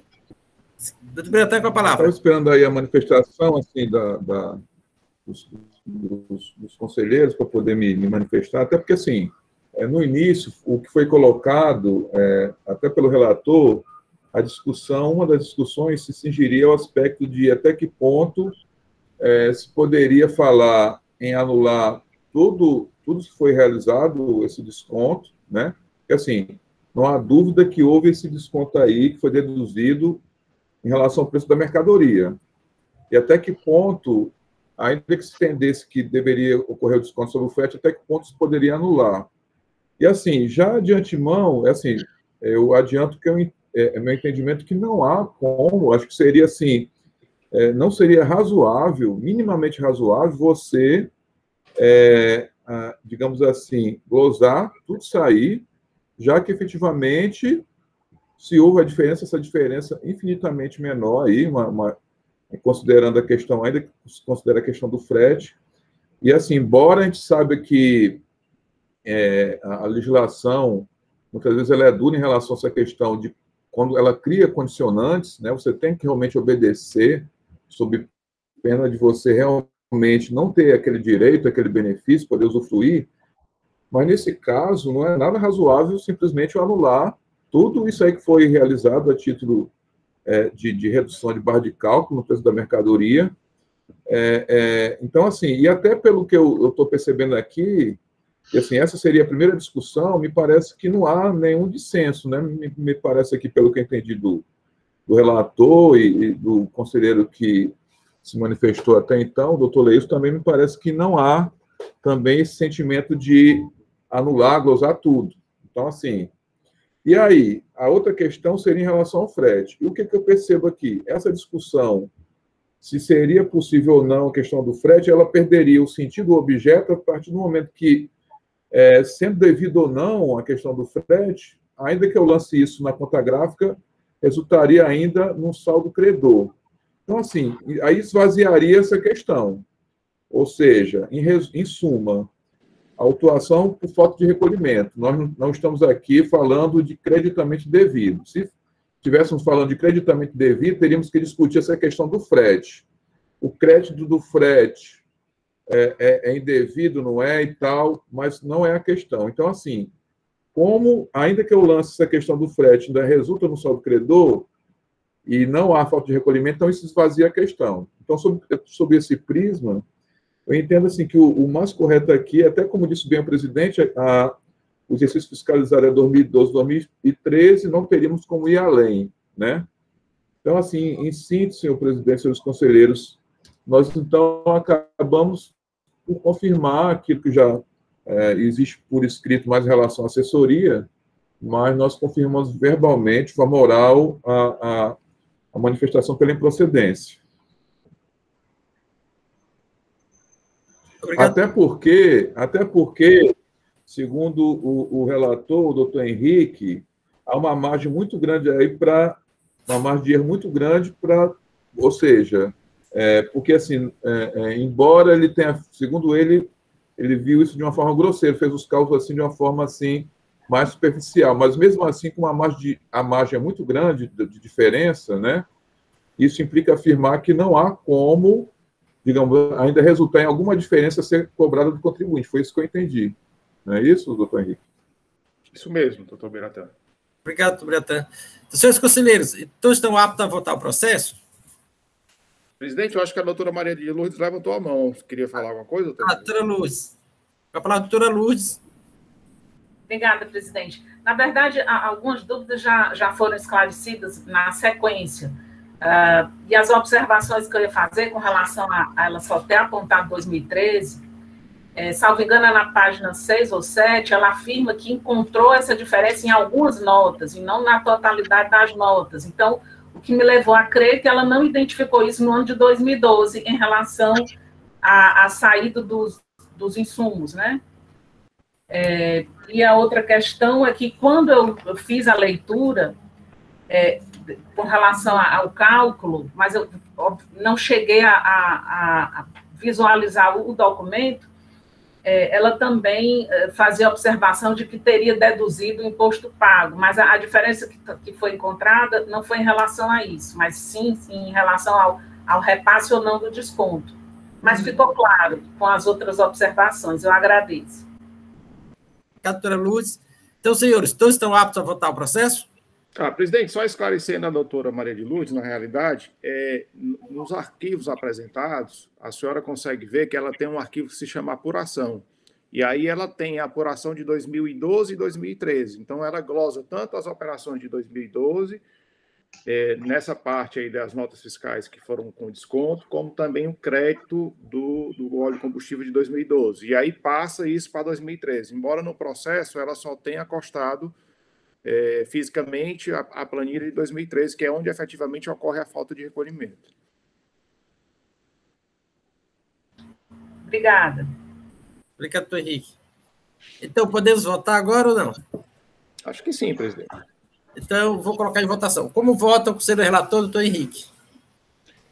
Presidente, eu recebo o recurso ordinário, né, para dar-lhe provimento, né, no sentido de julgar improcedente o auto de infração, em função de não haver caracterizado a falta de recolhimento nos exercícios de 2012 e 2013, quando consideramos somente a diferença do valor do benefício utilizado de forma indevida pelo contribuinte com relação à base de cálculo, a redução de base de cálculo das operações com frete, que esse benefício efetivamente foi aproveitado e não foi repassado ao consumidor, mas fazendo as contas, tanto 2012 e 2013, considerando também o crédito aproveitado de forma indevida do óleo combustível por ter sido lançado não como insumo, mas como para uso e consumo, né, que não é permitido pela nossa legislação, mas fazendo toda essa conta, a gente chega no valor aproximado de R$ 93.566,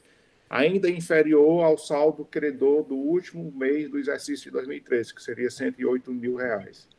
Então, por isso, eu voto pela improcedência do auto-infração, em conformidade com a manifestação oral do procurador.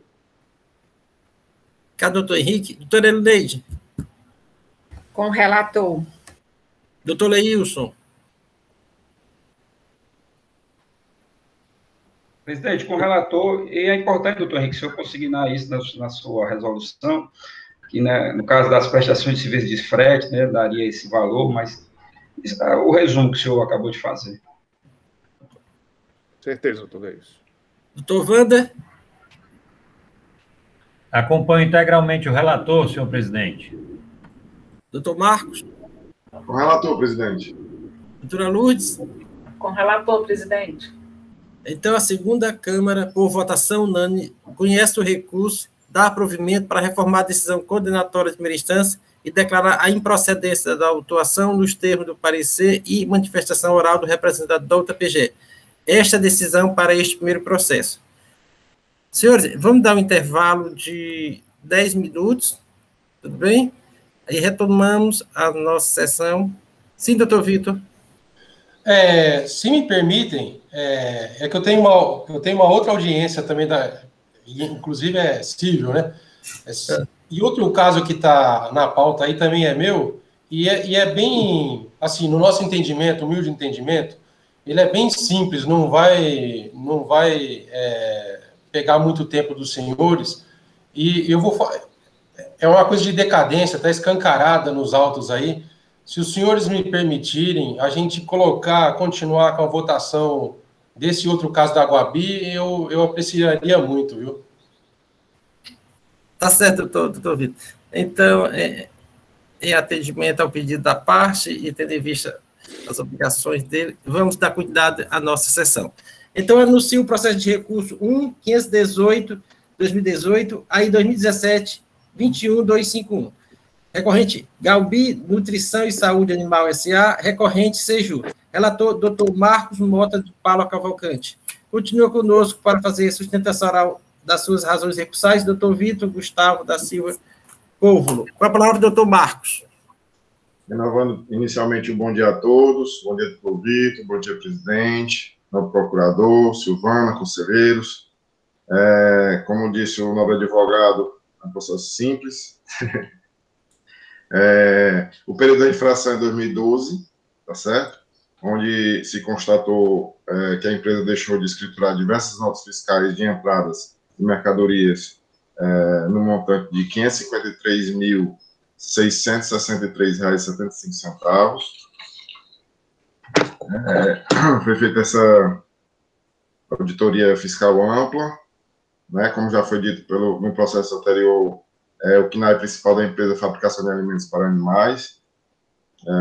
Após análise dos sistemas informatizados da Cefaz, destacando nota fiscal eletrônica, tendo sido detectados por meio de cruzamento de dados, diversas operações de entradas de mercadorias através de documentos fiscais modelos NFE, que não se encontraram registrados da escrituração fiscal digital, no valor que já foi dito. A infração refere-se à falta de escrituração, né, disposto no artigo 276G, do inciso 1, do decreto 24.569/97. E a penalidade no artigo 1233G, da lei 12.670/96, alterado para a lei 16.258/2017. Na defesa, feita de forma tempestiva, o contribuinte argui a decadência do crédito tributário com relação às notas fiscais emitidas até 29 de novembro de 2012, que foi o período, que foi a data da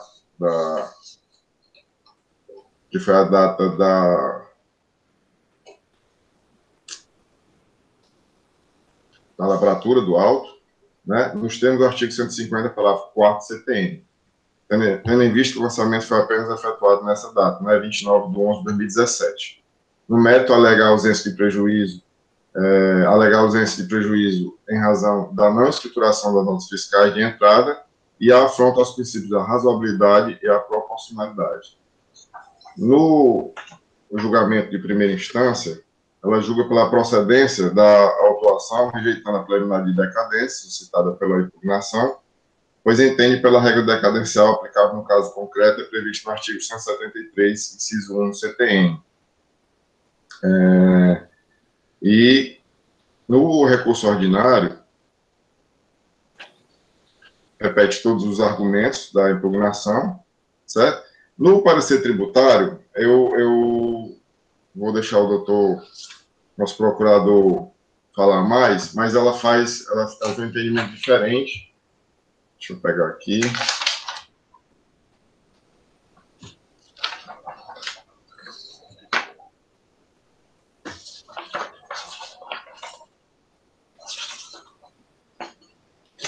Em relação ao reenquadramento da penalidade, porque devido à omissão do arquivo magnético, ela entende, o parecerista entende pelo artigo 123.8L, da lei 12.670/96, recalculando, reenquadrando a penalidade para 2% do valor, ao invés de 10%, como estava anteriormente. Esse é o breve relato, presidente.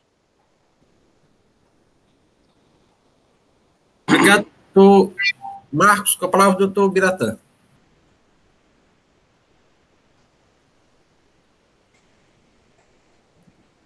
Ok, senhor presidente.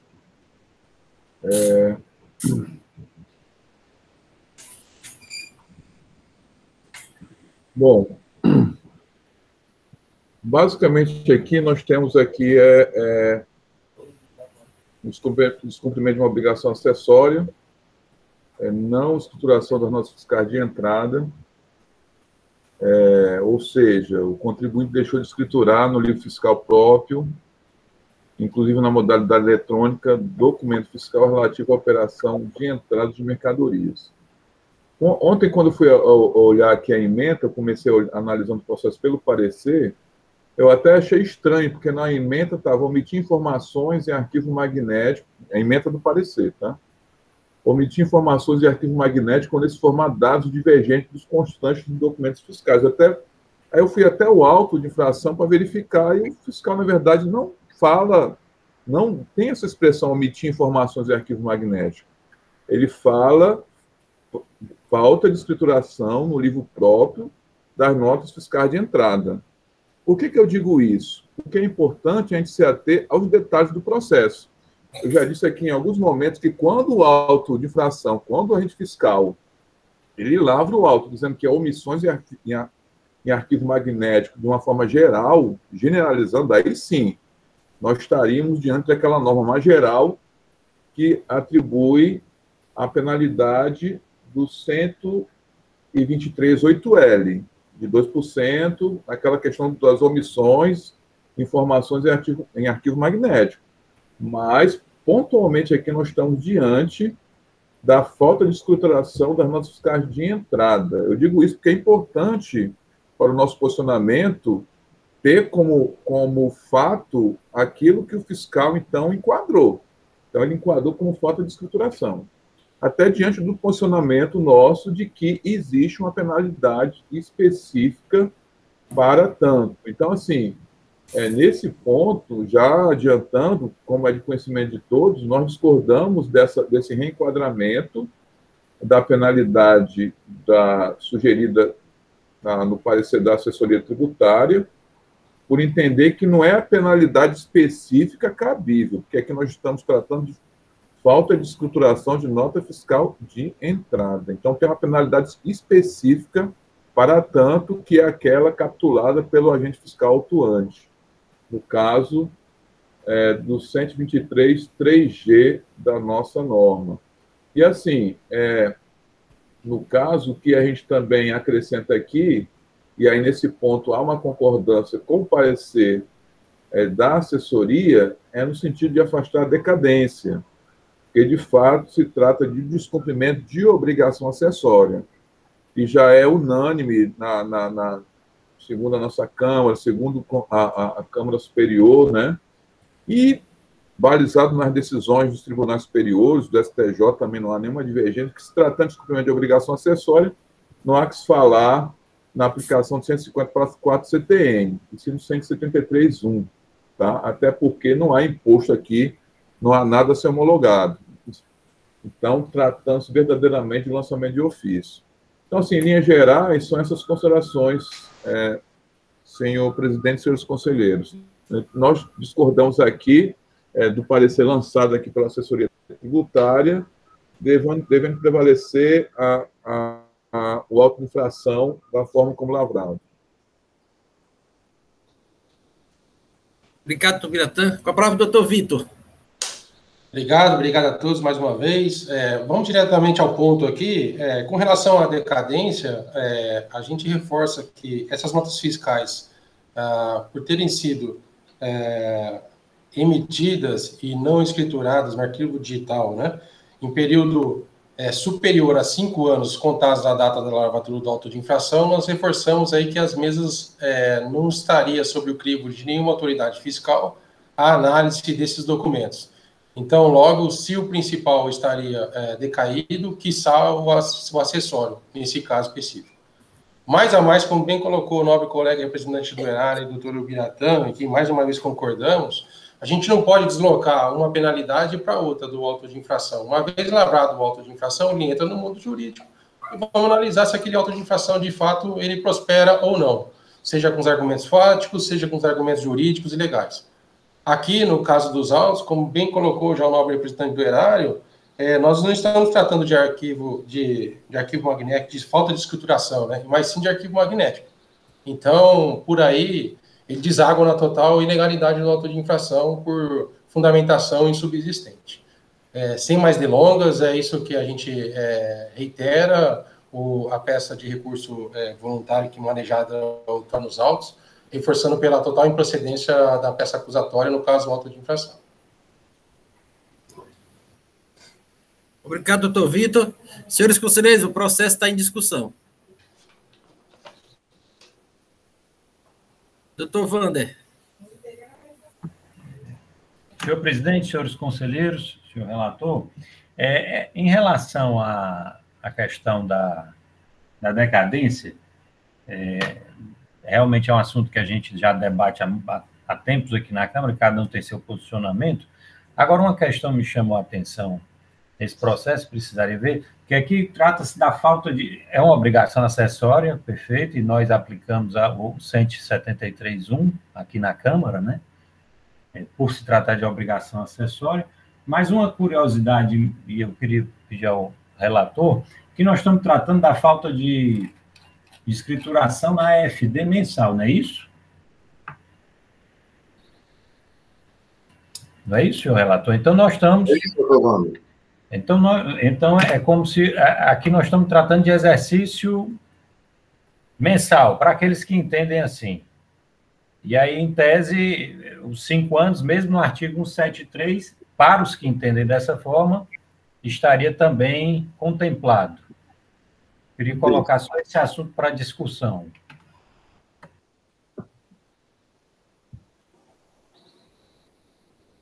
Senhores, continuem em discussão.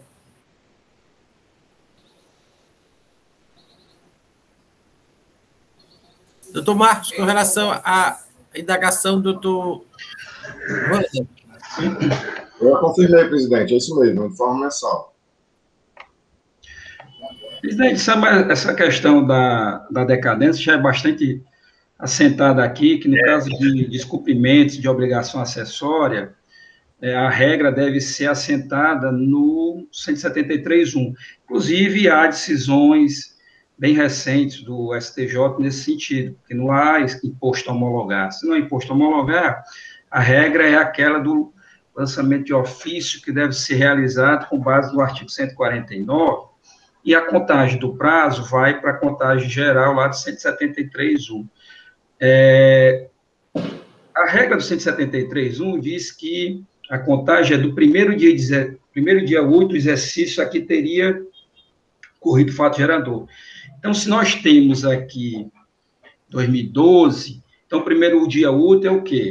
1 de 2013. Então, começa a contar os 5 anos daí, de 1 de 2013. Então, você vai 2014, 2015, 2016, 2017 e até 2018, até 31 de dezembro de 2018, é a contagem do prazo. Então, quanto à questão da decadência, eu não vejo nenhum óbice nessa questão. Eu acho nesse sentido. Com relação ao lançamento em si, aqui já é de conhecimento de todos, que eu entendo que nós temos uma penalidade específica, aí vai para a princípio da tipicidade fechada, na falta de escrituração lá do 3G. E, no caso, como essas mercadorias, eu estava fazendo umas consultas dessas notas fiscais que foram emitidas, e elas realmente não têm valor de imposto algum. Elas não têm o valor, não têm imposto, são operações que não têm...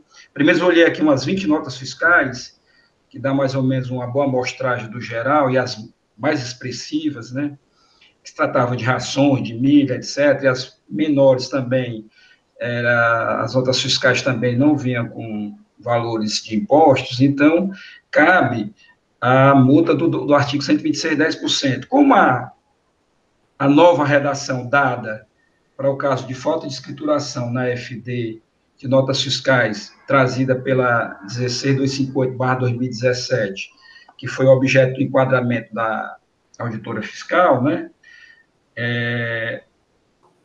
a multa também continua sendo 10%, ou seja, 10% do valor lá que foi atribuído, que era atribuído no artigo 126. 10%. Então, presidente, eu não vejo, nesse sentido aqui, nenhuma correção a se fazer no lançamento fiscal.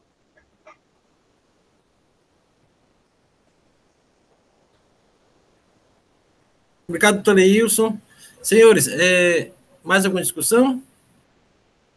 Então, vamos votar. Primeiro, a decadência. O relator, como vota em relação à decadência? Presidente, eu afasto, certo, por ser uma obrigação acessória, né, e entender pelo 173, que você tem nesses casos. Doutora Lourdes, como vota? Acompanho o relator. Doutor Henrique? Acompanho o relator, senhor presidente. Doutora Lineide? Com o relator. Doutor Leilson? Com o relator. E doutor Wander? Doutor Wander está sem som.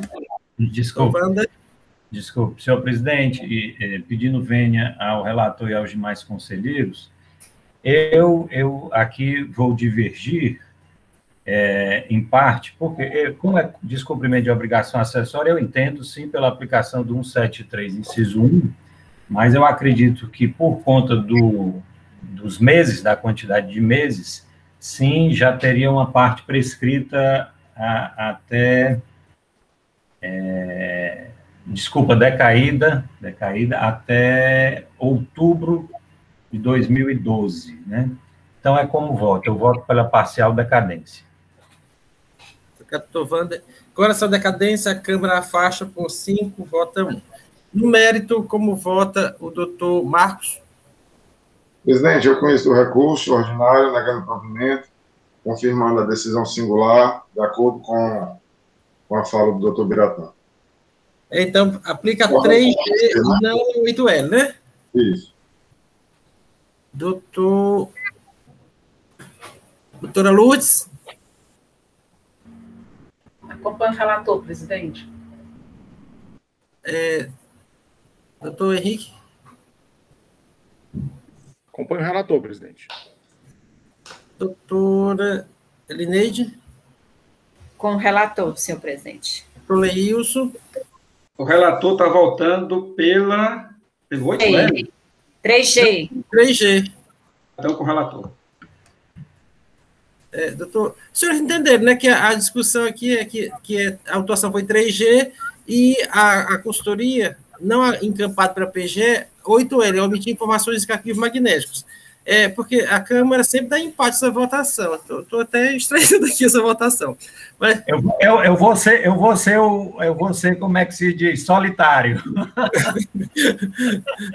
Na verdade, presidente, é porque realmente, concordando com o doutor Biratã, eu acho que é diferente, porque o auto-infração é falta de escrituração, né? E o entendimento do parecer foi divergente. De omissão, né, de arquivo magnético. Isso. Pronto. Então, doutor Wander, como vota? Senhor presidente, novamente pedindo vênia ao conselheiro relator e demais conselheiros que já me precederam na votação, eu voto por reenquadramento da multa para o artigo 123.8L. Como voto, senhor presidente. Obrigado, doutor Wander. Então, a segunda Câmara, por maioria de voto, conhece o recurso, nega-lhe provimento para manter a decisão condenatória da primeira instância nos termos da manifestação oral do representador do PGE. Esta é a decisão para este processo. Gostaria de agradecer a participação do doutor Vitor. Tenha um bom dia. Tem outros compromissos de audiência. Tenha um bom dia. Mas, querendo, pode ficar até o final da sessão. Até logo, senhores. Um abraço a todos e se cuidem, hein? Até mais. Até logo. Senhores e senhoras, até mais. Tchau, tchau. Nosso intervalo. Os senhores querem intervalo? Eu quero. O intervalo urológico, por favor. 10 minutos de intervalo. Às 10h34, todos retomamos o processo. Como já disseram em outra sessão,